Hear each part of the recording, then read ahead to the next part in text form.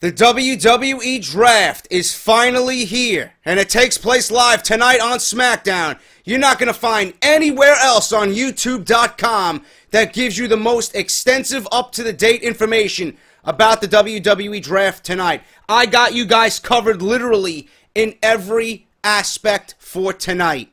Let's talk about it.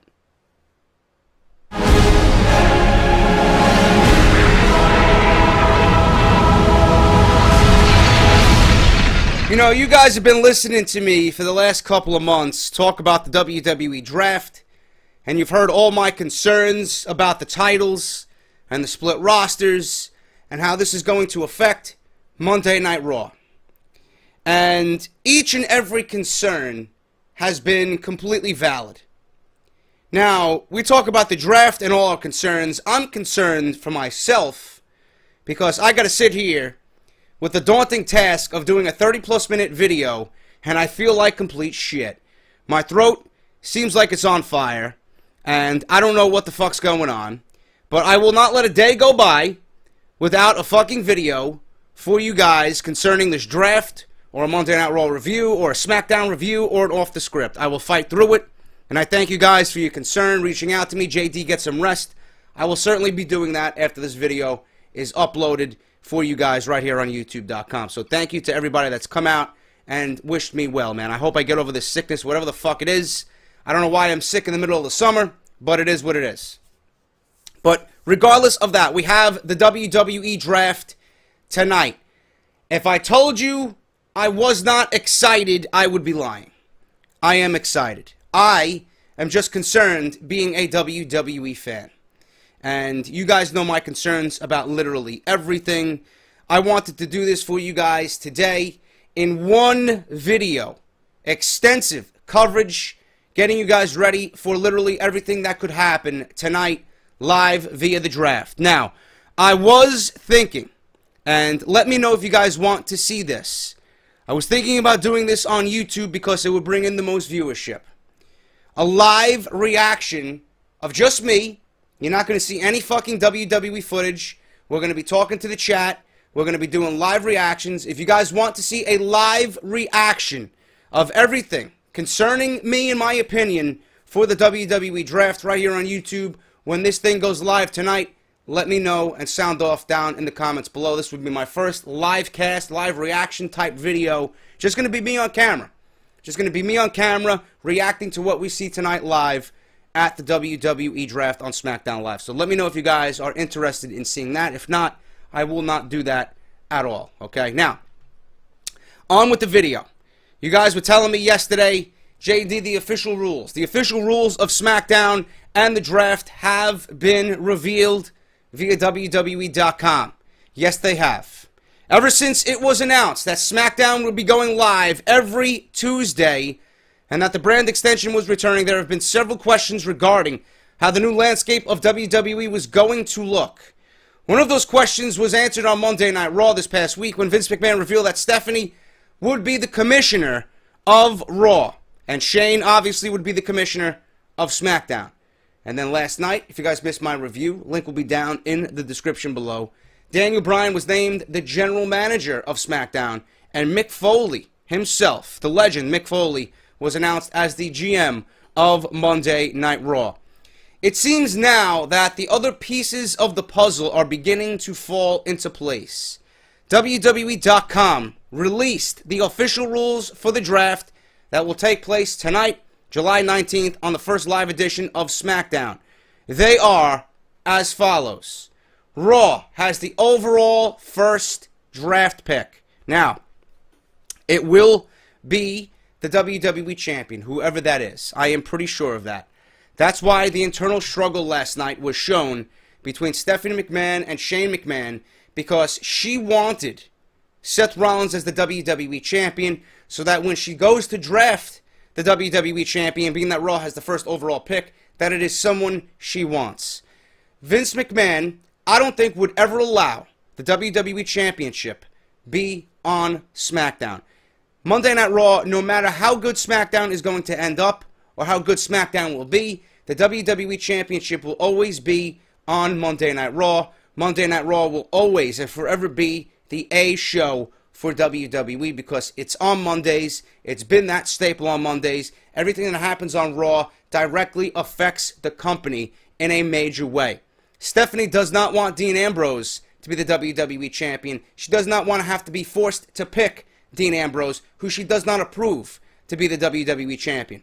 So, after all of this, and after everything that we seen last night, there is a rematch for the WWE Championship tonight live on SmackDown. Seth Rollins will challenge, again, Dean Ambrose for the WWE Championship in a rematch from what happened last night and the fallout from Monday Night Raw.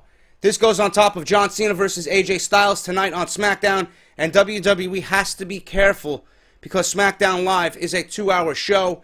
This is built around the draft, and you don't want to overload the show with marquee matches and take time away from what is going to be the WWE draft. Unless WWE gives us a few more matches on top of what has already been announced, and they extend the draft to the WWE Network and do it on the network. I don't know.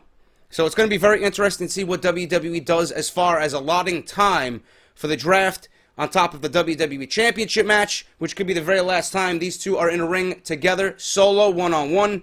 And then you got John Cena versus AJ Styles, which I believe is announced as well for SmackDown Live. So those are my thoughts on that. Number 2, since SmackDown Live is a 2-hour show and Raw is a 3-hour show, for every 2 picks SmackDown Live receives, Raw will receive 3 picks. This makes sense because you need to fill out Monday Night Raw's roster more so than you do SmackDown because they are a 3-hour show.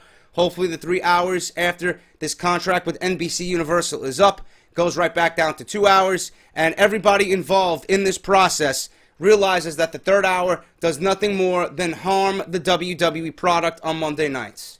So we have to live with 3 hours for the next couple of years. After that, hopefully, it will go back to 2 hours, which SmackDown is and always will be, okay?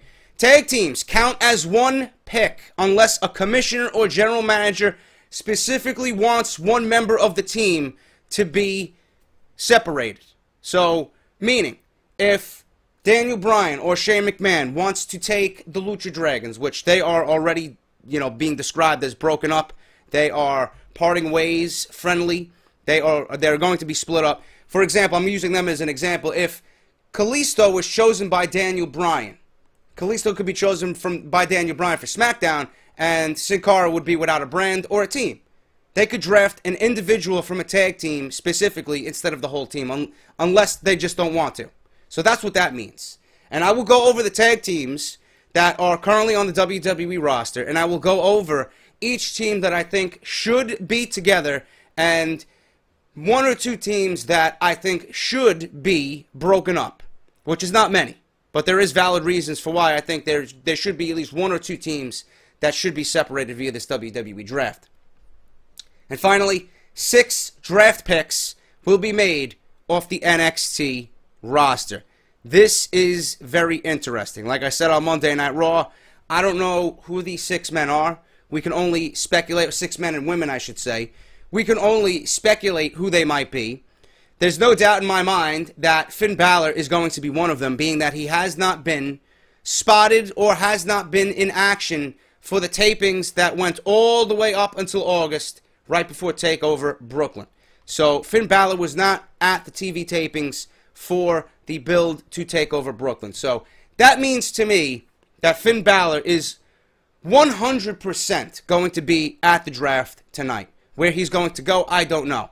But I know for a fact everybody wants him on SmackDown because I don't want Michael Cole calling Finn Balor matches. I will go over as well in this video who I think these 6 NXT superstars will be. Now, speaking of the tag teams, okay, listen to this list. We have Breezango, Fandango, and Tyler Breeze, Enzo and Cass, Gallows and Anderson, Golden Truth, the Social Outcasts, the Ascension, the Dudley Boys, the New Day, the Usos, and the Vaudevillains, okay?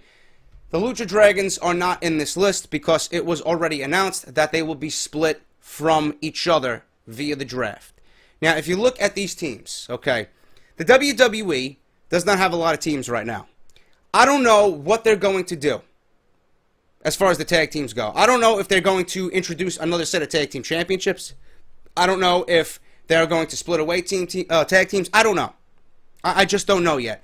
But as this list goes, there's only one team on this list that I would break up, and that is the Dudley Boys. And the Dudley Boys came back to the WWE as a house on fire. They came back to the WWE as a house on fire. We were all excited for the Dudley Boys to come back. It looked like they were going to pretty much challenge the New Day or be groomed to take the titles off the New Day, and they were going to be back in the public eye as one of the most dominating teams in WWE history. And ever since their debut, a few months after that, or re-debut I should say, ever since that, they've been absolutely worthless to the WWE roster. And we all know, Bubba Ray Dudley in TNA played Bully Ray. And he was a great fucking heel. He was great on the mic. He's got a great presence. He's got a great look solo. What I would do if I was WWE is exclude Devon from this. Because if Devon is broken away from Bubba Ray, there's no use for Devon. There's no use for Devon. Devon can go back to the wrestling school that those guys own, and they can just have him do what he does there. Bubba Ray, or he could be a trainer, or he could be an agent of some sort. Devon does not need to be in the ring anymore. Bubba Ray Dudley, from what he did in TNA, truly is the breakout star of this tag team. And if you're not going to use the Dudley Boys in a prolific way, if you're not going to use the Dudley Boys and build on their legacy and have them be a dominant team in the division, then there's no reason to keep them together. I would rather see Bubba Ray Dudley succeed on his own, and it gives the WWE roster one more legit heel that they can utilize in that upper mid-card slot. And I think Bubba Ray Dudley splitting away from Devon and pretty much recreating the Bully Ray character for WWE would be a fantastic idea. Everybody else on this list, I will not break up. Maybe Golden Truth, but there's no reason for Goldust and R-Truth to be solo because they would be floating around in the middle of nowhere. If you keep Goldust and R-Truth together, at least it gives them something to do, and it's another credible tag team with two veterans that can try and get over and that would add depth to the division. Breezango, Fandango, and Tyler Breeze, I would not break these guys up right now. I would always like to see Tyler Breeze succeed in a solo role, but this might be the best thing for him right now. I would not break up Breezango. Enzo and Cash, you guys know how I feel about that. Absolutely no fucking way these guys are getting broken up. It would be a major mistake, one of the biggest mistakes WWE can make all year if they break up Enzo and Cass. Gallows and Anderson should not be broken up via the draft. I don't care what any report says. I don't care what any goon has to tell me on Twitter. You don't know how many fucking people came to me and stated, JD, fuck your facts. Carl Anderson was such a beast solo over in New Japan. This isn't New Japan, you fucking retard. And I don't mean to raise my voice with the fucking condition of my throat right now, but people piss me the fuck off. If you break Luke Gallows and Carl Anderson away from each other, they will be absolutely fucking useless in WWE. There's no way Luke Gallows is going to succeed on his own. There's no way Carl Anderson is going to succeed on his own in the WWE. Absolutely no way. He'll be treated as fucking jobber status trash. That's it. And that is a fact. Unless you have the political pull in WWE, you are not getting ahead as a solo act coming out of a tag team in WWE. No way. This team was brought in as the club, the aura of the Bullet Club. Why would you break them away simply to appease a WWE draft? That takes away everything that these guys were, and it takes away everything that you wanted to do with these guys upon their introduction. It makes no fucking sense. Absolutely none. They haven't even had a run in the tag team division yet. You're breaking them away before they even get their fucking feet planted on the ground in the division. No way. The Shining Stars. The only way the Shining Stars are actually shining stars instead of shining fucking losers is if you bring in Carlito. And all this talk about WWE bringing in veteran talent, one of that veteran talent better be Carlito, because, number one, this gives these guys fucking hope to be successful in WWE.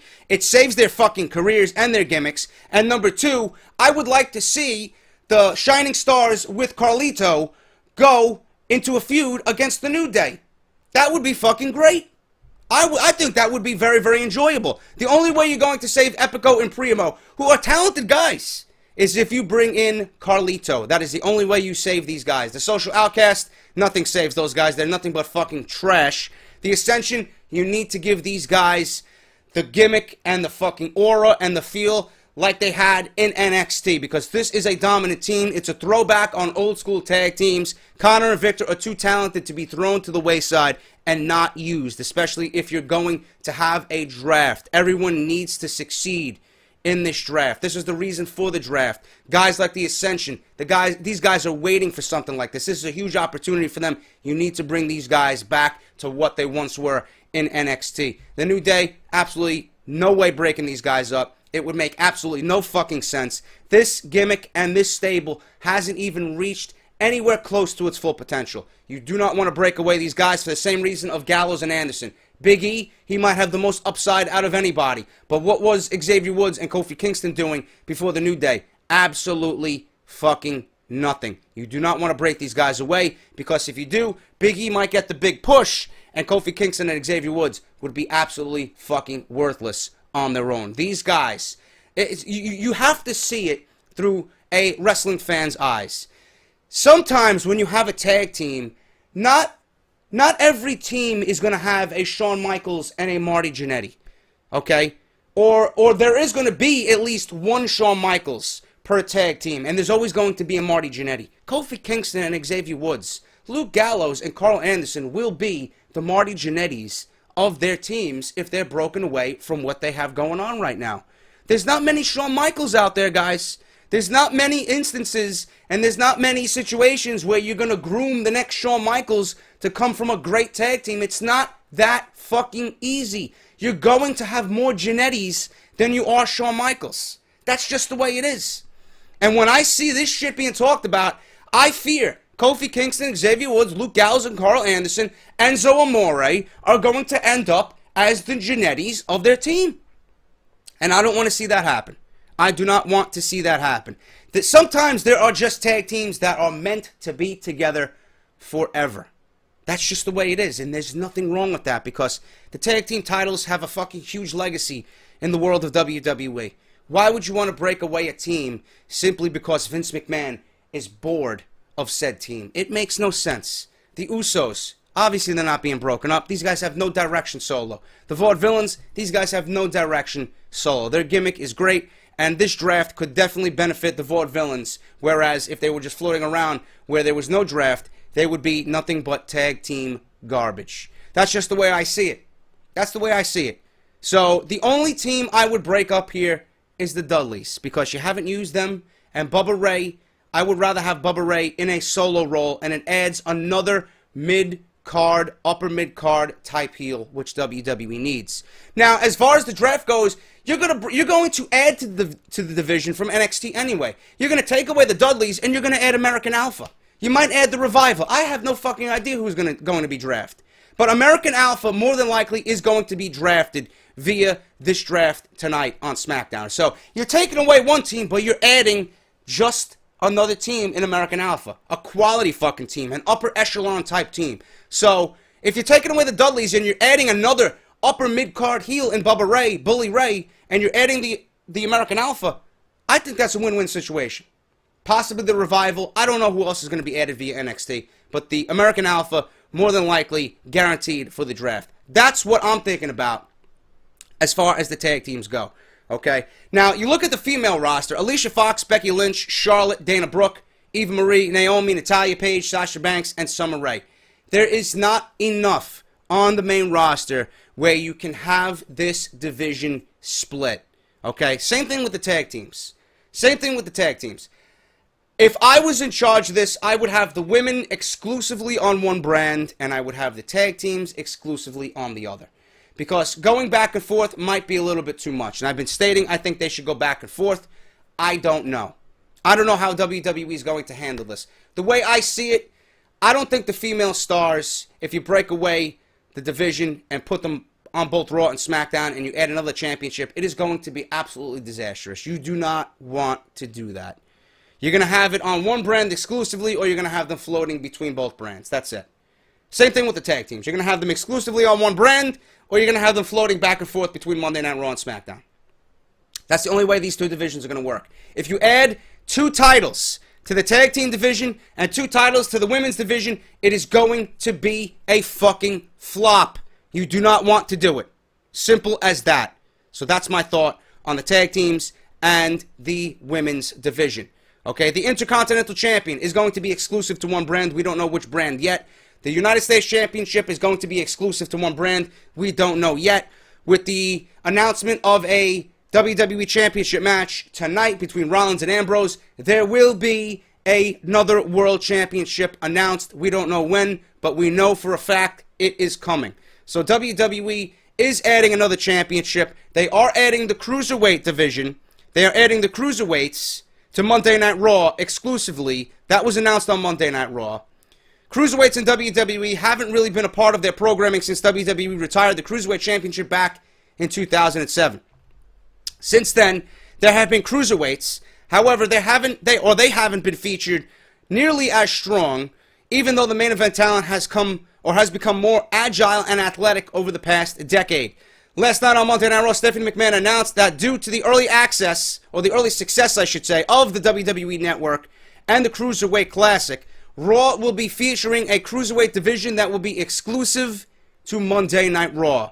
According to a rumor from DailyWrestlingNews.com, the company signing Kota Ibushi and Gran Metalik, who is known as Mascara Dorada in Mexico, is just the beginning for the Cruiserweights in the Classic receiving contracts. At the moment, WWE has announced a Cruiserweight division, but now they need to fill it with Cruiserweights, and most of the talent will likely come from the 32-man roster of the Cruiserweight Classic. There are said to be several names on the radar of WWE to see how they do in all of their matches throughout the tournament. Ibushi and Gran Metalik only needed one match to air before they were signed to WWE contracts. The list of potential stars who could be signed includes Zack Sabre Jr., Cedric Alexander, Lince Dorado, Akira Tozawa, and Zach Gallagher to start. We'll see what happens over the next few weeks as the Cruiserweight Classic unfolds.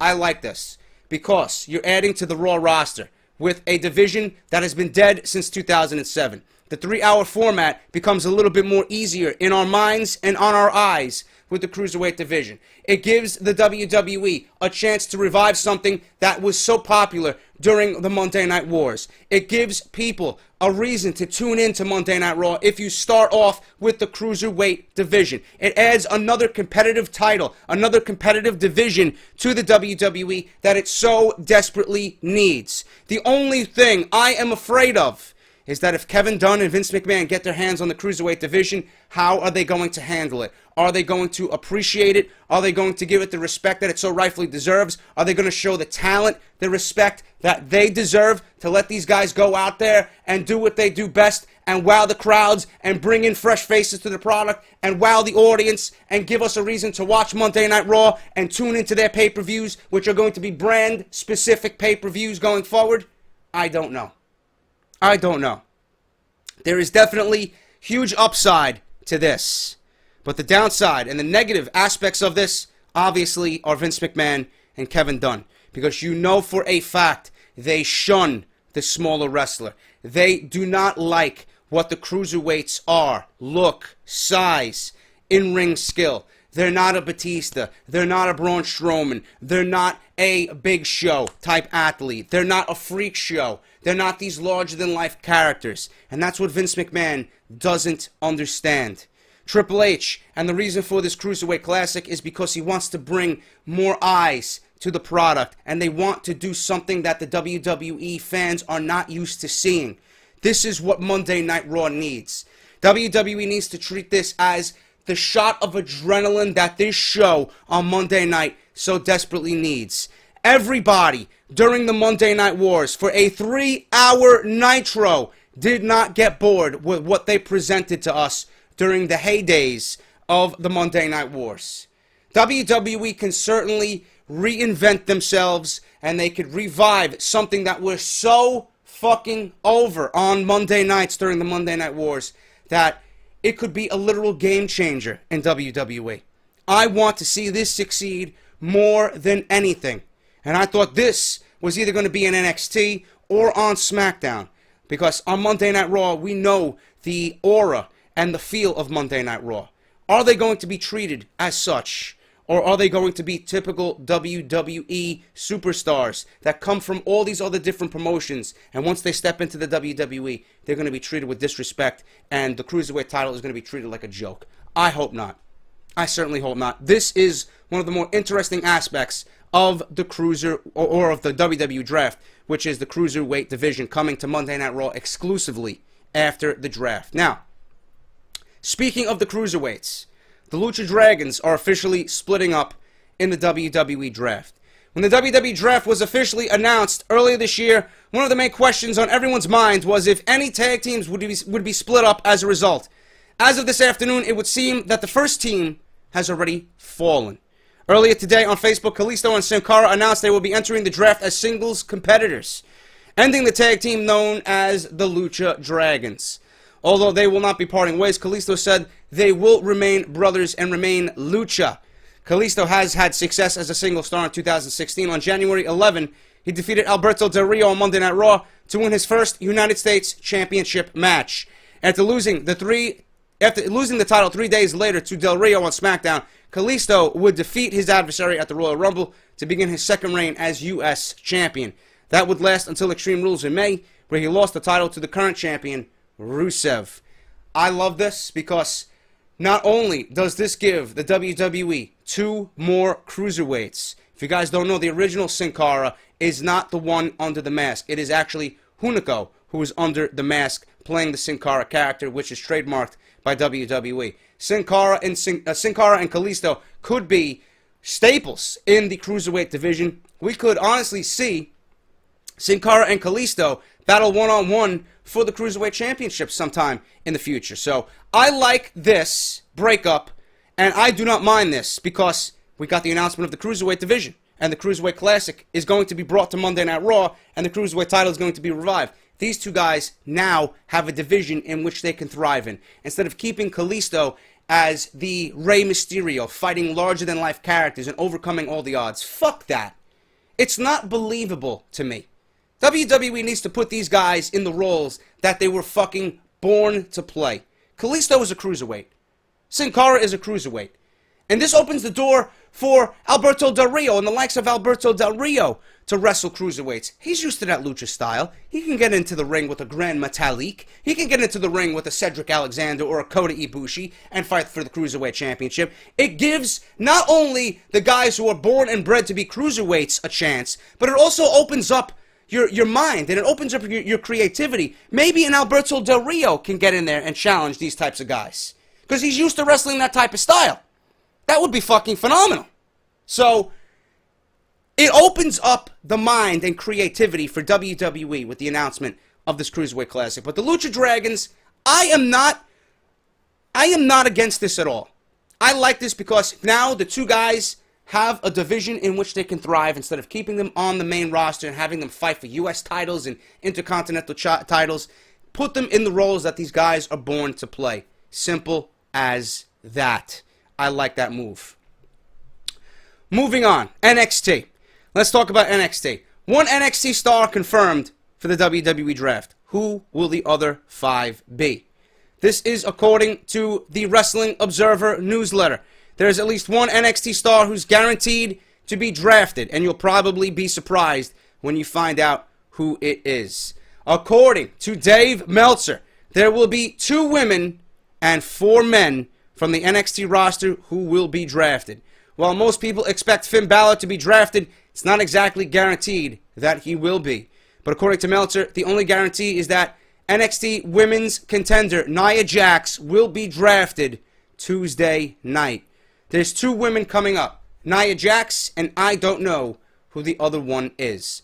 If I was to make a guess, before I even continue reading this report, if I was to make a guess about another woman coming up, I would not have it be Bayley yet.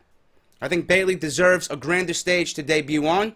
I think Bayley is set for SummerSlam weekend. After SummerSlam is over and Sasha Banks wins the Women's Championship, I want to see Bayley on Monday Night Raw after SummerSlam. The only other woman that I would choose from NXT, not Asuka, not Bayley, there's really nobody else in that division but Alexa Bliss. And Alexa Bliss and her work, if you've been watching NXT, has come so far. And the match that she had with Bayley a couple of weeks ago really opened up a lot of eyes to a lot of people that she is getting better. And Alexa Bliss could really thrive on the main roster.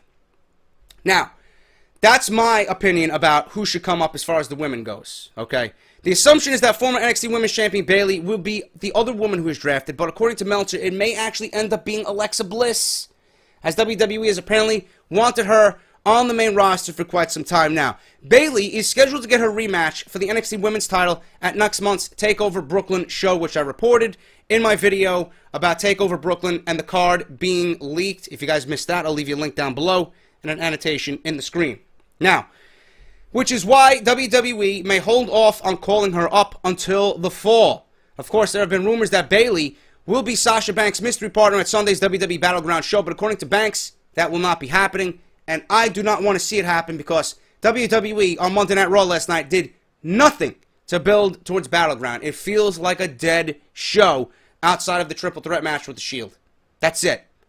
And the only thing that I am finding of interest on this show is, number one, Kevin Owens versus Sami Zayn, and number two, the reaction that Roman Reigns is going to get upon return from his drug violation. That is it. I am more concerned about what the rosters will be after the WWE draft and who is going to what show.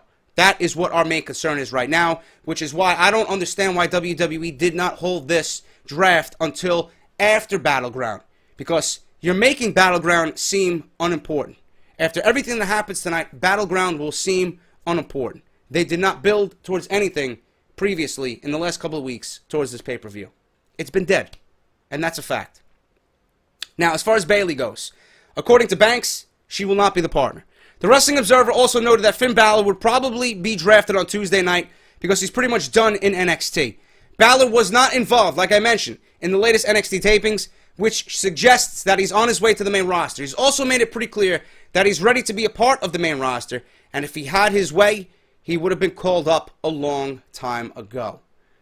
Whatever Balor said, I mean, Balor has been stating for God knows how long that he wanted to remain in NXT. He wants to be the face of that brand. He's got a lot of work to do down there. They need someone like him and the star power to get that brand where it needs to be.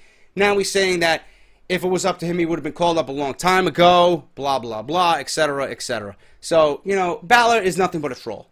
Balor is literally nothing but a troll on social media. Do not believe anything that comes off his Instagram or Twitter, okay? Two other names that are popping up and keep popping up are Chad Gable and Jason Jordan, who recently dropped the NXT Tag Team Championships to the Revival. Jordan and Gable are clearly ready for the main roster, and if they are picked, they will be brought up as a team per the official draft rules, unless one of the GMs wishes to split them up. I swear to God, if they split them up, I think there's going to be fucking hell on social media. They will not be broken up. Japanese wrestling sensation and recent NXT signee Shinsuke Nakamura has also been part of the WWE draft rumor. It is unclear if Nakamura will be brought up, and the fact that he's going to have a big match scheduled at NXT TakeOver Brooklyn next month suggests that he's not going to be brought up right now because he will be feuding with Samoa Joe. Samoa Joe versus Nakamura will be the main event at NXT TakeOver back to Brooklyn. However, WWE has brought up people in the past who have had ongoing storylines in NXT. Kevin Owens had his hand in the fucking cookie jar all over the place. He was feuding with Balor, he was feuding with Sami Zayn, he was feuding with Alex Riley last year, he was feuding with John Cena. He had his hand in literally everything.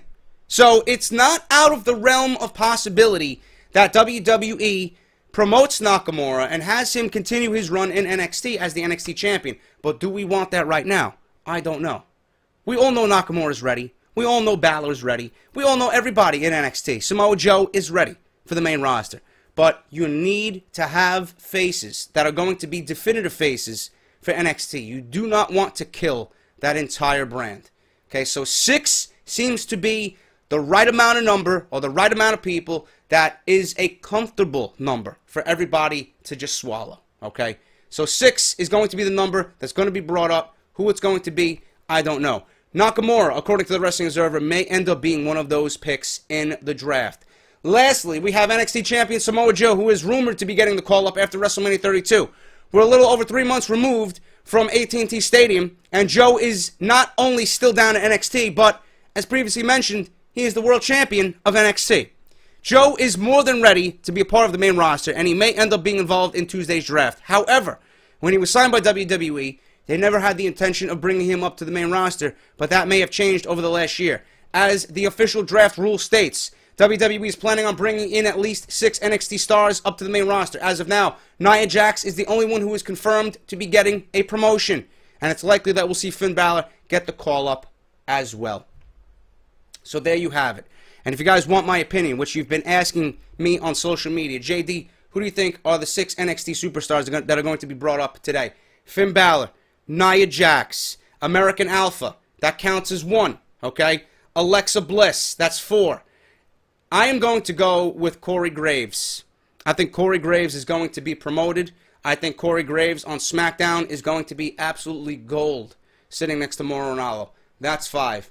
If I had my choice, I would not bring up Nakamura, though I would love to see him on SmackDown. I would not bring up Samoa Joe, though I would love to see him anywhere on the WWE main roster because he has legit played the best heel and the most believable heel in WWE since this run started. If I was to choose one more name, I would choose Austin Aries, and I would put Austin Aries on SmackDown. Bobby Roode is another one I was thinking about, because to me, Bobby Roode could play a legit fucking heel at the top of the card. I don't know if Bobby Roode is going to get over immediately on WWE television, because to the WWE casuals, they might not know who Bobby Roode is. We, the YWC, IWC, and everybody that watches NXT and is pretty much in tune with the wrestling industry, we know who Bobby Roode is. So Bobby Roode, coming off of his fresh signing from NXT, who really hasn't had a television match yet on NXT television, might not be the best choice. Austin Aries, yeah, the casuals might not know who he is as well, but to everybody else, and especially if he goes to SmackDown, that might be a good choice. So those are my 6 picks right there. Balor, Nia Jax, Alexa Bliss, American Alpha, Corey Graves, and Austin Aries. 4 of those 6 may very well be signed to one of the brands tonight. I don't know. It's going to be very interesting to see what WWE does with NXT.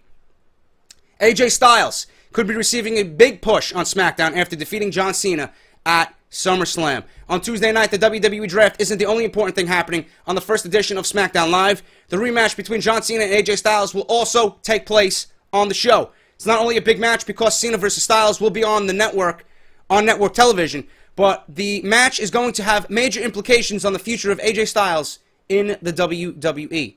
Recently, it was reported that Vince McMahon was no longer high on Roman Reigns as he had been in the past. It was also revealed that Vince was very high on Styles and wished he had signed him a decade ago. According to a rumor from CagesideSeats.com, AJ Styles is expected to receive a big push after the brand extension, and the feud with John Cena is all a part of that. If John Cena wins on SmackDown later this week, or tonight, I should say, it is very likely that Styles will defeat John Cena at SummerSlam clean and eventually establish himself as the SmackDown World Champion. There have also been rumors about AJ Styles facing Randy Orton at SummerSlam, but the assumption was that would be after losing the feud to John Cena. It may be the other way around, and Orton stands to do something with John Cena, or stands to do something that John Cena could not do. Now, you guys know what I've been talking about. AJ Styles is going to have one of the biggest post-draft runs out of anybody. The draft is going to benefit AJ Styles the most, because whereas he really doesn't fit into the WWE Championship picture, even though he has shown that he certainly deserves it, and he brought Roman Reigns to great matches, and he's probably more deserving out of anybody, given the work ethic and the work that he's put into his run in the WWE so far since debuting at the Royal Rumble. AJ Styles should be and will be the first crowned world champion of SmackDown, and you guys know how I would go about this. After the draft, how we would crown a new champion, you need people to watch a television show every week now that's being live or televised live on Tuesdays at 8 p.m. You need people to tune in. There's nothing better than a tournament to establish 16 of your top guys. 16 of your top guys coming off a WWE draft. Correct? 16 men vying to crown a world champion. You crown this world champion at SummerSlam. AJ Styles and John Cena are looking up at each other. And as the tournament field shrinks, you're left with Styles and Cena at SummerSlam to crown a SmackDown World Champion. And AJ Styles goes on to defeat Cena clean with no interference. Everybody is banned from ringside. If you want, make it a steel cage match. Keep people out. John Cena drops, loses. He's defeated at SummerSlam by AJ Styles, and AJ Styles is crowned the new SmackDown World Champion. That is the way I would do it. That's the way you get people watching your shows. That's how you build a title for that brand as being the most important thing to that brand. That's what I would do, and it gives AJ Styles all the credibility in the world, and it gets him a feud and a win, and a decisive win over John Cena at SummerSlam, also crowning himself the new world champion. That's what I would do, and hopefully WWE is thinking the same thing. Finally, guys, there are several WWE superstars that are absent from eligibility during the WWE Draft, including The Undertaker, Triple H, Ryback, and Nikki Bella. As a few reported, WWE released the rules and structure of the WWE Draft and how Shane and Stephanie will be splitting up the WWE roster on Tuesday night. WWE has revealed the full roster of eligible draft picks for Raw and SmackDown, but there are some notable names missing from that list that has created some speculation. The full list revealed by the WWE can be read on their website, but you'll notice that there are some big names missing from the list, including The Undertaker, Triple H, Nikki Bella, Ryback, and Luke Harper. There are several other names off the table because of injuries. For example, Luke Harper is one of those names because he is still out with a torn ACL. Nikki Bella is off the list for the same reason. Ryback is off the list due to his contract situation with WWE being a huge mess. It's essentially confirmed that he is going to ride out the rest of his contract deal until it expires. However, the big names of The Undertaker and Triple H have a lot of people speculating why they aren't being drafted. The most obvious reason is they tend to only wrestle once a year. But there is some speculation that The Undertaker could be done with WWE completely, and the game's status has been questionable since WrestleMania. You know, I find it funny how people are fucking talking about this, and they don't use their fucking brain. Number one, Triple H signed a re-upped contract for 3 years as a WWE performer. He will be at WrestleMania 33, 34, and 35. That's it. Triple H is with the company, okay? Now, if you are Stephanie McMahon and Shane McMahon, I mean, out of all the fucking talent you have on the roster, why wouldn't you draft someone like Triple H or The Undertaker in your top pick? I don't understand it. He's the fucking Undertaker. Why are people so incensed with The Undertaker not being eligible for the WWE Draft? Because if The Undertaker is in the field of fucking eligible superstars, why the fuck would you draft The Undertaker not in the top 2? Why would you not draft him number 1? What are you going to draft, The Undertaker at fucking number 16? Give me a fucking break, bro. Give me a fucking... You're going to draft Triple H at number 23? Fuck out of here, man. It makes no sense. If you got those guys in the field of eligible superstars to be drafted, there's no way you're going to draft a Dean Ambrose or a Roman Reigns over an Undertaker. He's part-time. He's semi-retired. The Undertaker doesn't need a fucking brand. He only needs one feud per year. He can do whatever the fuck he wants to do. If he wants to show up on SmackDown, he's going to show up on SmackDown. If he wants to show up on Raw, he's going to show up on Raw. Same thing with Brock Lesnar. Brock Lesnar doesn't need a brand. Brock Lesnar is a brand. The Undertaker is a brand. Whoever's in the ring with either of these guys is going to be a made man. So they are going to be used where the company sees fit. Plain and simple. Same thing with Triple H. Triple H is in charge of NXT. We know because he went into Roman Reigns' match at WrestleMania, and there was news that he signed a performer's contract for another 3 years. So if these guys are part of the eligible names to be picked, why wouldn't you pick a Triple H or The Undertaker in your top 2? I don't get it. And why would you? These guys wrestle one time a year. Twice, if that. So it makes no sense. You're shorthanding your brand if you're going to pick these guys at the top because they only wrestle once a year. Let them do what they want. They're called floaters. Ryback, Nikki Bella. Nikki Bella's out with an injury. She might be involved in a trade. I have no fucking idea what they're going to do with Nikki Bella. Ryback, who gives a shit? Ryback is finished with the WWE as far as I'm concerned. But those are the reasons there why The Undertaker and Triple H are not on the draft list. I wish people would use their fucking brain. I mean, honestly, use your fucking head, people. Why wouldn't The Undertaker be part of the eligible fucking draft? Because you're going to pick Roman Reigns over The Undertaker? Give me a fucking break. Undertaker goes nowhere but a number one pick. Because that's how big The Undertaker is. Yeah, you're going to pick Chris Jericho or a Randy Orton or a Dean Ambrose or a Seth Rollins over The Undertaker. No, you're not. Undertaker goes nowhere but number one. Undertaker goes to whichever brand he wants because he can do whatever the fuck he wants. Same thing with Triple H. Same thing with Brock Lesnar. That's it. So that is literally everything with the WWE draft. And if I was to choose the top 3 picks for each brand, right now I am telling you, whoever wins the WWE Championship tonight, which I think will be Seth Rollins. I think Seth Rollins walks out the WWE Champion because WWE wants the WWE Champion on Monday Night Raw. I do not see the WWE Champion on SmackDown. Seth Rollins will be the WWE Champion. It will give Stephanie McMahon all the reason in the world to pick the WWE Champion and have it be somebody that she wants on her brand. I don't see Dean Ambrose being on Raw as the number one guy. And I don't see Dean Ambrose being the number one draft pick. Rollins is the first draft pick for Monday Night Raw. On SmackDown side, you're not going with anybody but John Cena. John Cena, no matter how you fucking despise him and hate him and think Roman Reigns might be the fucking new face of the company, he's not. Until John Cena steps down from the WWE, he will always be the face of the company. John Cena is going number 1 to SmackDown via the draft. Number 2, Roman Reigns is going to be drafted number 2. Roman Reigns is going to be drafted number 2 even though he is not there. I don't think WWE is going to shortchange himself because they want Roman Reigns on Monday Night Raw with Seth Rollins. AJ Styles is going to be drafted number 2 to SmackDown. Cena, Styles dynamic. You have Rollins and Roman Reigns. And you keep Roman Reigns and John Cena away from each other because having them on the same brand would be fucking cancerous. On WWE side, on WWE Raw, I am going to go with a Kevin Owens as the number 3 draft pick. And then on SmackDown side, I do see Dean Ambrose being drafted to SmackDown. I originally said I would have liked all 3 guys of the Shield to be on Monday Night Raw. I do not think Stephanie McMahon is going to choose Dean Ambrose. And I think Dean Ambrose by default, because of what Stephanie McMahon has been doing over the last couple of weeks, especially after what we've seen on Monday Night Raw last night with the screwjob finish, I don't see Dean Ambrose going anywhere but Monday Night Raw. Now, that's my top 3. It could go any way.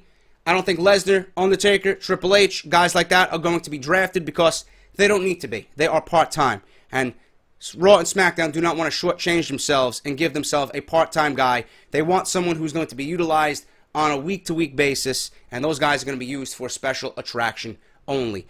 That is literally everything for the draft. Thank you guys so much. I don't believe I got through this video, man. We are at 50 fucking minutes right now. Holy shit. Thank you guys so much. I'm going to upload this. I'm going to work on this. I'm going to relax for the rest of the day until the draft comes up. And I will be live tweeting all night during the draft with an official review tonight right here on my channel. Do not miss it. I'm JD. Thank you guys so much for the love and support. We just hit 57,000 subscribers. If you enjoyed the video, hit that thumbs up. Let me know what you guys are thinking about the draft. Let me know what you think is going to happen tonight. And I will see you all later tonight on the USA Network, 8 p.m., The Draft, SmackDown Live. Until then, I'm JD, and I'll talk to you later, man. Take care.